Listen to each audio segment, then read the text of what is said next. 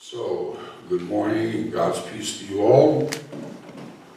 We want to turn to page 95 in the front part of your hymnal.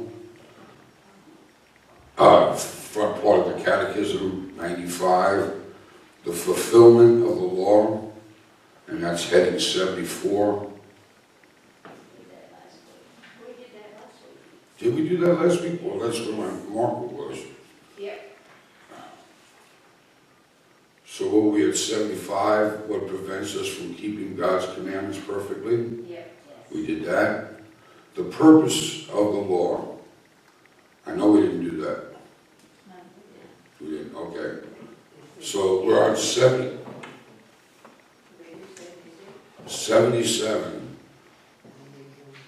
What purposes does the law then serve? And that's where it says the purposes of the law. Okay. First, the law helps us control violent outbursts of sin and keeps order in the world, a curb. By the way, just so you know, the three uses are curb, mirror, and rule, just so you know that. yes. So the first is the curb. 1 Timothy 1:9, understanding that the law is not laid down for the just, good people, but for the lawless and disobedient, for the ungodly and the sinners, for the unholy and profane, for those who strike their fathers and mothers. Romans 2:14-15, for when Gentiles who do not have the law by nature do what the law requires, they are a law to themselves, even though they do not have the law. They show that the work of the law is written upon their hearts, while their conscience also bears witness, and their conflicting thoughts accuse or even accuse them. Okay, so the first use of the law is curb. How many of us have thought about sinning in a particular arena of our existence, and what happens is we realize the fact that that's just not on the table. Like robbing a bank. Has any of you ever thought of robbing a bank? No. No. Well, why?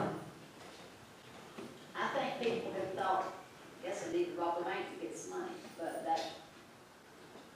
No. No. I don't, no. None of you have ever thought about robbing a bank? No. Well, what's the reason? It's not Yes, very I know. fair, because you just don't, you would want to do anything like that. Well, and that's what we were taught growing up. And you went to church and Sunday school and you heard this on It's called the curb. Yeah. You just don't go there. Yeah, it's installed in. It just, And I worked in a bank, I would never think about. no, because you always get caught, they got, Cameras and. yeah. The fact of the matter is the curb, it's literally like a curb. You're going along your merry way. Just like we have a curve on the road. That's right. You in the road. Yeah, and you're going on your merry way, and all of a sudden you run out of money. I'll rob a bank. No Maybe good. get another job. Yeah. But that's the curb. That's the curb. And believe it or not, the curb is one of the least uses of the law that I think are not preached enough. How many of our people commit adultery or get involved in issues of the Sixth Commandment or the Eighth Commandment or whatever, and they don't realize that shouldn't even be on the agenda. That shouldn't even be a given. Now, But if you even think about it. well, if you thought about it, you would say that, well, I'm sure maybe robbing a bank is not a good example, but I'm sure that there have been times where we have faced in our lives those issues, those sins that we would otherwise not consider, but for the sake of the curb, we take it out, we keep it out of our mind. We just don't, that's not an option. Just Maybe not. cheating on your income tax might be a. Well, yeah. Well, everybody does that. Do you know? Really? Yeah, everybody does that. No, did you know that they had like a study done, like 400 CPAs, and they all did the same tax return, and they all came up with different things? I believe it. Yeah, no, there's so many laws. And, anyway, yeah, the curb is very helpful.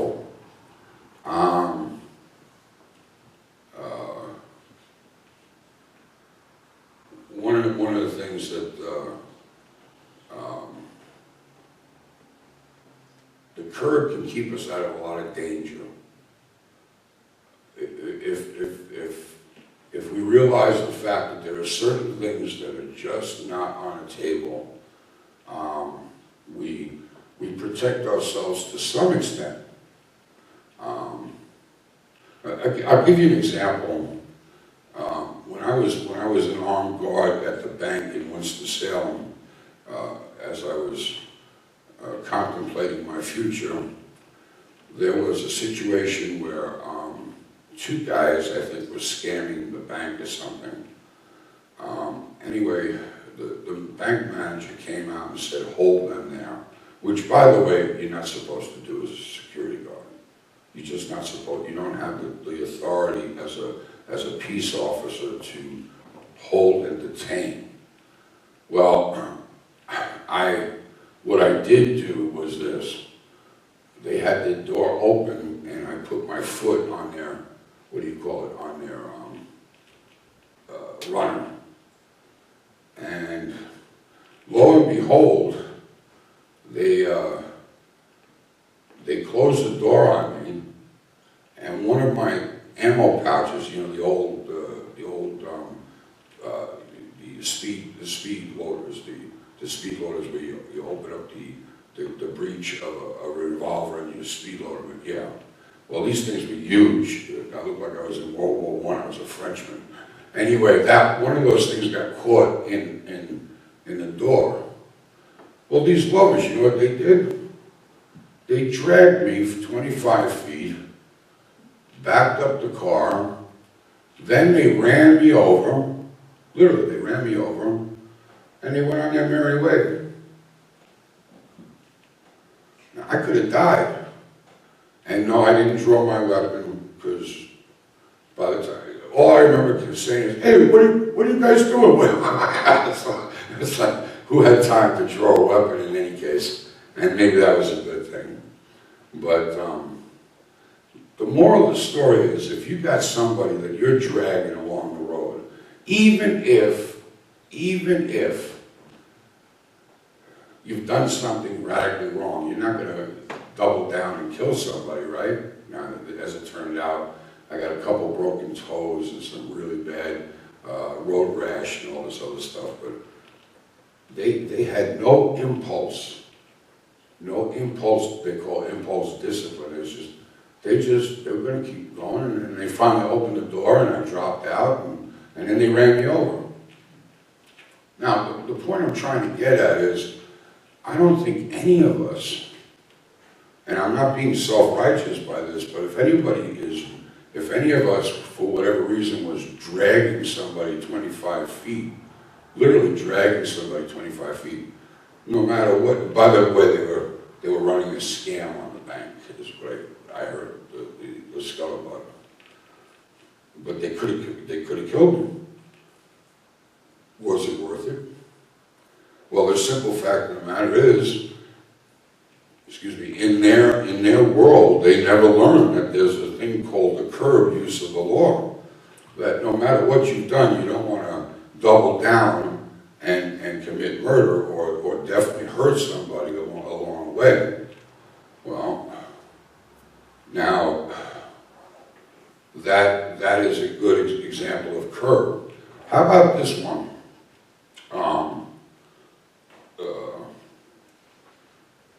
How many marriages falter and fail and end up in divorce because of adultery? And the fact remains that to me is the curb. That's what, by the way, some of this has to do with this. You know, the wedding, I'm taking, forget it, I'm taking, I have one of these, that's a curb. I don't cheat on my wife, sorry. I don't cheat on my wife. And that's the curb use of the law. Now, one can do two things when you breach the curb of the law, or any section of the law, and that is you can either excuse or accuse. All right, let's take the one excuse. I cheated on my wife because my wife doesn't make me pancakes in the morning. I cheat on my wife because she does make me pancakes in the morning and I don't like them. I cheated on my wife because she always gives her mother, no, that's a little too close home. I cheated on my wife because of this and that. Excuse. How about this one? Accuse. Excuse, accuse. Remember those two things. Accuse is, well, they do it. If they can do it, I can do it. Well, just because they jump off the Brooklyn Bridge doesn't mean that you jump off the Brooklyn Bridge, right? Right? And eventually the curb is a very powerful thing. I think about the fact that graffiti, and you see it down here when the trains come down, you see all the graffiti. In New York, in sections of New York, it's all graffitied up. I mean, you know, Grant's Tomb on the west side of Manhattan at one time, you know, it was all marble and everything, you know, it was all like stone and everything in marble. They had graffitied it up. The whole thing was graffitied up. Now, these kids never learned the curb use of the law, that you don't destroy other people's property. That property does not belong to you. Oh, no, I'm going to just spray. I mean, the whole thing, just sprayed, you know, with stupid. And then what happens is institutionally, we had this in New York where you either accuse or excuse. What I mean by that is graffiti is an art form. It should be allowed to flourish because it's an art form. Excuse. Yeah, it's an art form, but that's not your property. You have no right to spray paint a train, a train that doesn't belong to you, or a car, or a piece of property, or anything. That's number one. Number two, that's accused. That's excused. The other one is accused. Well, or excuse. Going back to excuse. You know, my mother didn't love me. She didn't give me enough Wheaties for breakfast in the morning. My father's left, and all this other stuff. So that gives me a reason to be angry with the man. So I'm going to spray paint anything that doesn't move. All right. Well, that's not. The law reminds us that the curb is that you just don't go there. You might think about it, you might want to, but you don't go there. Everybody understand what the first use of the law is, the curb, and what our reactions are to it?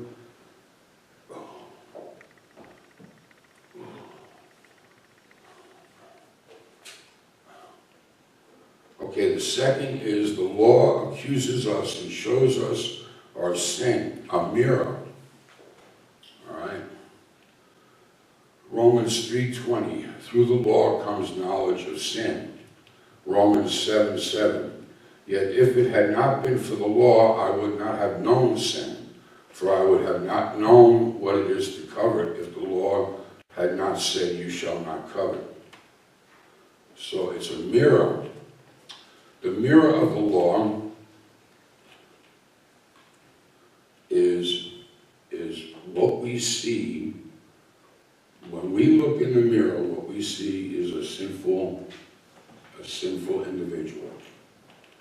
And no matter how much we want to escape that image that is projected from the mirror, we can't escape it. The only way that we can escape it is if we look in the mirror and we see the righteousness of Christ. Then at that point, then we become the righteousness of Christ.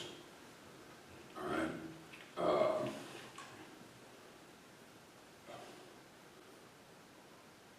Let's take an example of the law that you might not even realize. I'm driving down 40, and it was wall-to-wall people, and I finally got off one of the exits and hung out and got something to eat and walked the dog and all this other stuff. And finally I could see from where I was at that the traffic was starting to open up a little bit about half an hour or so afterwards. But as I drove onto 40, you'll never guess what I saw them removing. It was a Jeep. It was totaled. It was totaled. The top of it looked like it was sheared off. There was no front end. It was just, it was totaled. I don't think the person that was driving that lived. I would be very surprised. Now, that image, is that law? In and of itself, just law. Is that image just law? Yes, because you saw that and it told you if you didn't drive sensibly, you could that. Perhaps maybe what we need to do is all slow down. The law tells us that we are fragile human beings, that these vehicles are made to go sometimes over 150 miles an hour. Things fall off tractor trailers, things are found in the road, and all this other stuff. People pull out in front of you too. Oh yeah, oh yeah, oh yeah. So the mirror, that image of this wrangled black. By the way, it was a brand new. You can tell that it was a brand new Jeep. One of the things that they used to do, I don't know if they still do it, in driver's ed, they used to show wrecks, and that was the mirror. Look what can happen if you speed, or you drive drunk, or you text, or you blah, whatever. What other forms of the mirror does that show? It shows us we're sinners, we need forgiveness of it. Somebody's going to need a whole lot of forgiveness. Whether it was the guy that was in the truck, in the Jeep, or the guy that hit him, or whatever happened, there's certainly going to be a whole lot of need of forgiveness, yes.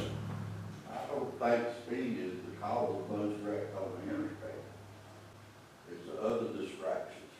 Well, that too. Such as people knowing how to enter the interstate and get off of the interstate. And on their phone. It's cell phones and stuff like that. You driving to Charlotte and you coming up, if you coming up on the outside lane and you've got a lane coming on to the interstate, you better watch that man more than these people over here, because he's going on right out the road. Oh, yeah. Yeah. They don't have no knowledge of how to enter and get off of the interstate. They And go around for a purpose. You're supposed to get up to the speed limit and then merge up. You don't come out here to the third lane or maybe. or how about what really bothers me is you're going and you're checking the mirror to see that somebody doesn't go on, and then somebody behind you sneaks around and goes into the middle lane. That could be a total disaster. But that whole understanding that the curb, the other thing that it reminds us of is our mortality. We're only made out of flesh and blood. And flesh and blood, you know, this is one of the problems that you face when you drive these vehicles. These vehicles are made, I mean, they are in some ways a weapon. They are a weapon. They go 100 some odd miles an hour, and it's as well, it's like you're driving on air, and you tend to think that nothing's going to happen to you. You're indispensable. Yeah, it just doesn't work that way. It's a sign that you better always be prepared to go to the Lord. And that's, yeah, which is really, whenever you see an emergency vehicle, that's the first thing I think of. You know, who's been in an accident, who's had a heart attack. You see a police officer and their sirens, who's in trouble. You always have to, which brings us to the mirror. The mirror tells us that we're fragile, sinful human beings, and that we're only made of flesh and blood, and that we hurt, we bleed, we sin, and we need a Savior. What has happened in our country, I think, to a large extent, is we've been insulated and isolated from real poverty. I mean, I'm talking, our poorest people in this country don't have poverty. You know, you can't tell me you have poverty and you go into your air-conditioned apartment or you get on your cell phone. I mean, it might not be an iPhone 10, but it's certainly that, you know. But real poverty is when you have a bowl of rice and you have to feed 5 people with it. That's real poverty. And living in a pasteboard box. Huh? Living in a pasteboard box. Yeah. So, yes. Time to close. Time is up. Okay.